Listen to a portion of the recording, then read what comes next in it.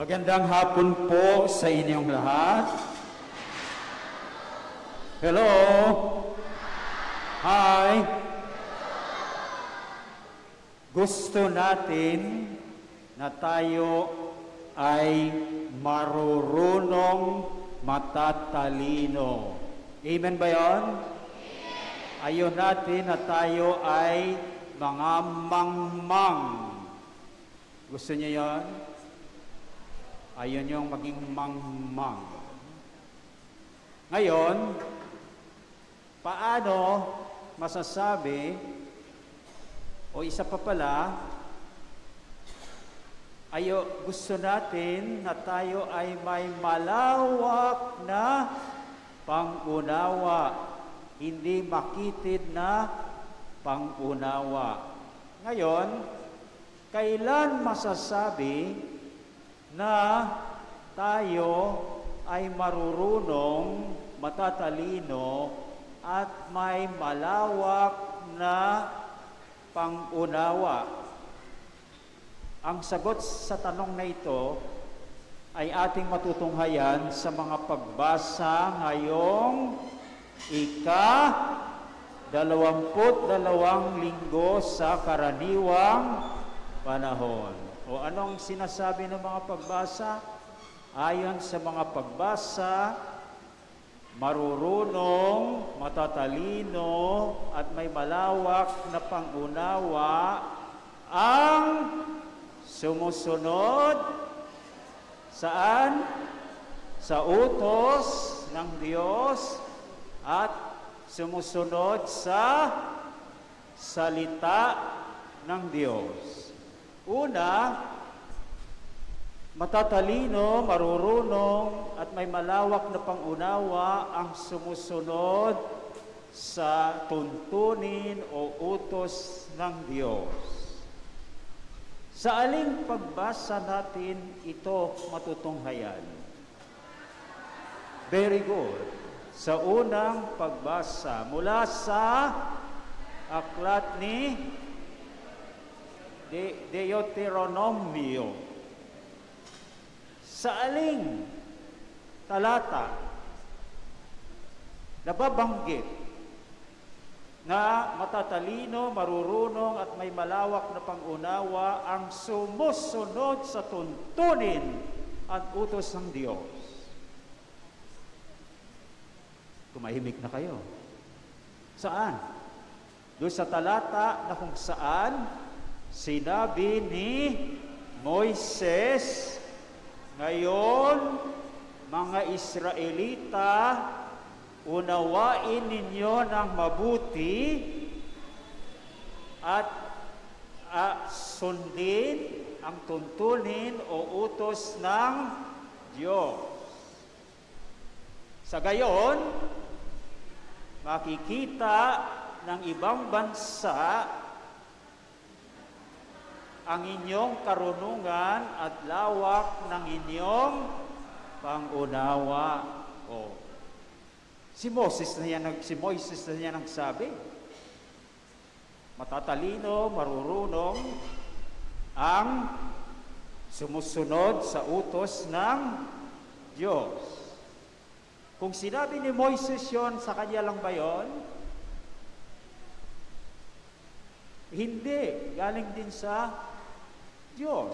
So, ang nagsabi rin noon ay ang Diyos. Ikalawa, matatalino, marurunong, at may malawak na pang-unawa ang sumusunod sa salita ng Diyos. Sa aling pagbasa? Ikalawang pagbasa. Mula sa sulat ni Apostol Santiago. Ngayon, sa liwanag ng pagbasang ito, mayroong dalawang rason o dahilan na ang tao na matatalino, marurunong, at may malawak na pang-unawa ang sumusunod sa salita ng Diyos. Ang una, alam niyo ang una? Hindi nila dinadaya ang kanilang sarili. Dahil pagkatapos na sila'y nakinig sa salita ng Diyos, ito ay kanilang isinasagawa, isinasabuhay. Kaya tayo, nakikinig tayo ngayon, o nakinig na tayo, patuloy pa rin nakikinig ngayon sa salita ng Diyos, sa homilia. Kapag hanggang doon lang tayo sa pakikinig, hindi natin isinasagawa, o ano tayo? Dinadaya natin ang ating sarili. Kapag dinadaya natin ang ating sarili, matatalino ba tayo? O, alam na ninyo. Ikalawang dahilan na sinasabi diyan sa ikalawang pagbasa, ano yon? Ang sumunod sa salita ng Diyos ay nakapagligtas. Oh, very good. Yung maliit na bata dyan, sumasagot. So, kung alam mo pala yan, ang sumunod sa salita ng Diyos ay nakapagliligtas at sinunod mo ang salita ng Diyos, matalino ka ba? Opo. May malawak na pang unawa.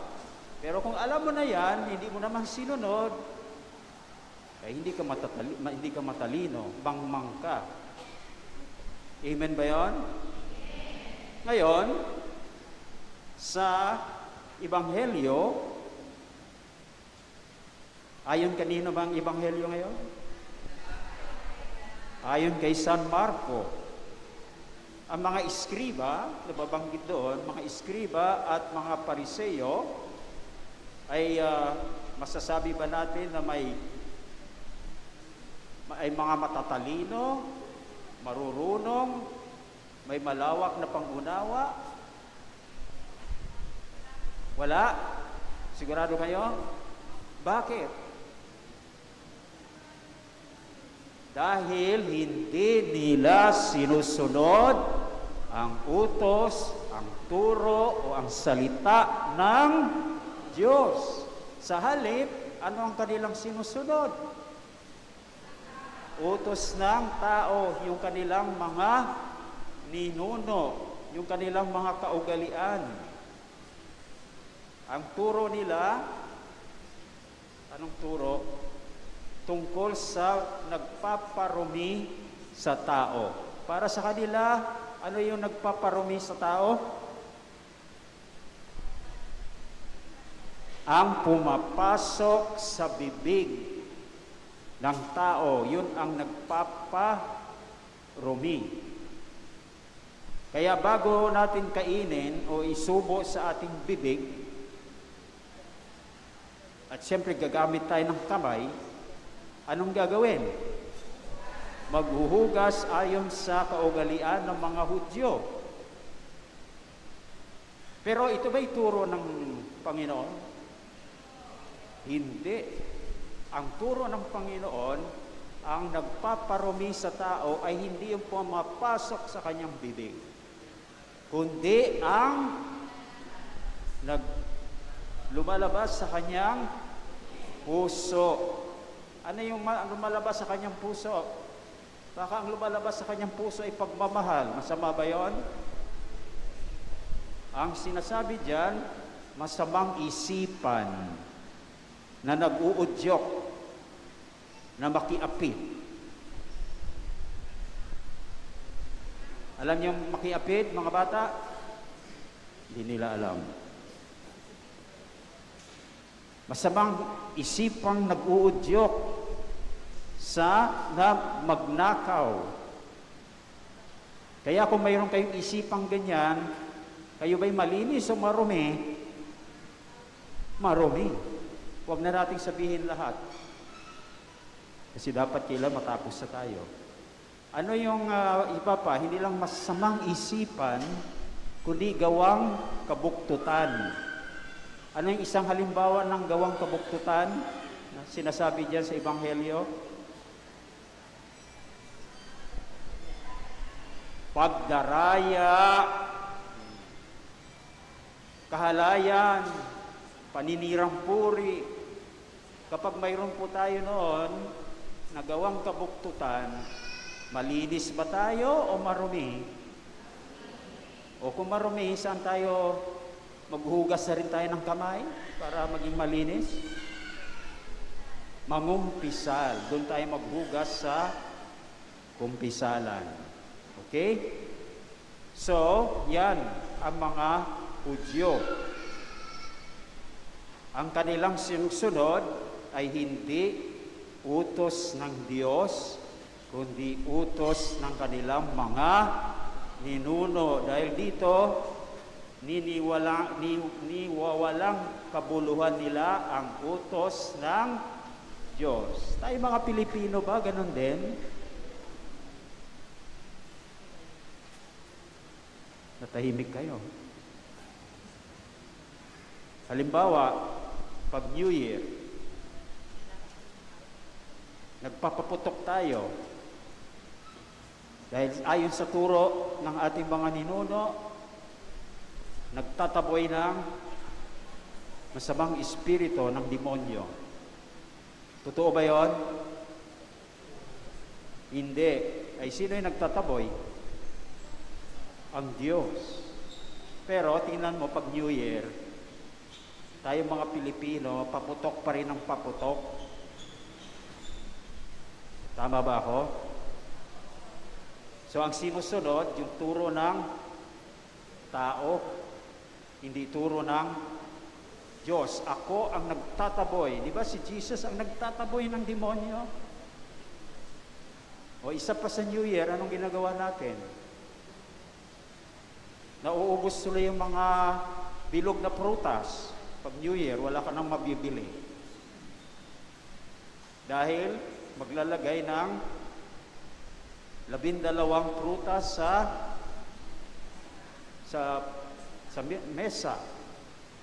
Bakit? Anong turo? Para maging masagana ang iyong buong sunod na taon. Totoo ba yan? Yung kapatid ko, lagi namang bumibili, hindi namang lalo nga nangungutang pa, no? Diba? O, masagana ba yun? Sino ang pinagmumula ng ating kasaganaan? O, Diyos. Naniniwala ba kayo doon? Sinusunod niyo? O, hindi kayo makasagot. Kung sinusunod niyo yon, hindi kayo na bumibili ng bilog na prutas. So mga kapatid yan, no? Huwag dating tularan ang mga iskriba at mga Pariseo. Naniniwalang kabuluhan ang utos ng Diyos dahil ang mas sinusunod ay ang utos ng turo ng tao, lalong-lalo na yung mga pamahiin. Diba? So, maging matalino tayo, may malawak na pangunawa, dahil sumusunod tayo sa utos ng Diyos. Sumusunod tayo sa salita ng Diyos. Amen?